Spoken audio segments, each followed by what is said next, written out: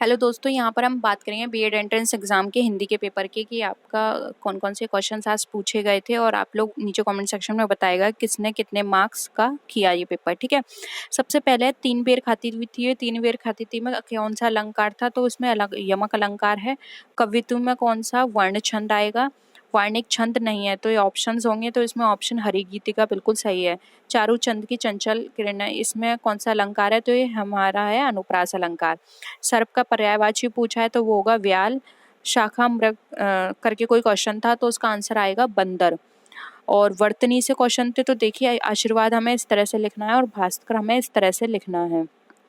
फिर है ओह हमारा कैसा शब्द है, तो याद रखिए ओह हमारा विस्मय सूचक शब्द है। सीधा साधा में कौन सा समास है, तो ये द्वंद्व समास है, क्योंकि आपको पता है जब किसी भी दो शब्दों के बीच में इस तरह का निशान आ जाए तो हमारा द्वंद्व समास होता है।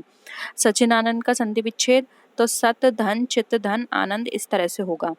मात्रिक छंद कौन सा है, इंद्रवृजा। कौन सा वर्णदंत नहीं है, तो चाह नहीं है।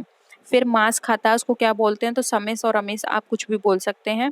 कोई में कौन सा सर्वनाम है, तो इसमें अनिश्चयवाचक सर्वनाम है। ठीक है, फिर क्वेश्चन था नमक मिर्च लगाना यानी कि बड़ा चढ़ाकर बताना।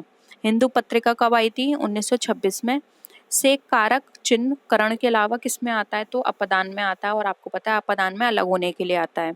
कवित्व में कितने वर्ण हैं, तो 31 हैं। कुछ ना जानता हो उसको बोलते हैं अज्ञेय। भारत भारती के रचयिता मैथिली शरण गुप्त। यथाशक्ति में समास कौन सा है, तो इसमें हमारा अव्ययी भाव का समास है। वहीं पूछा गया है भानु उदय का संधि विच्छेद, तो भानु धन उदय होगा। अंतस्थ व्यंजन हमारे कहलाते हैं य र ल व। ठीक है, फिर है फा का उच्चारण ओष्ठ है। निर्गुण निधन गुण।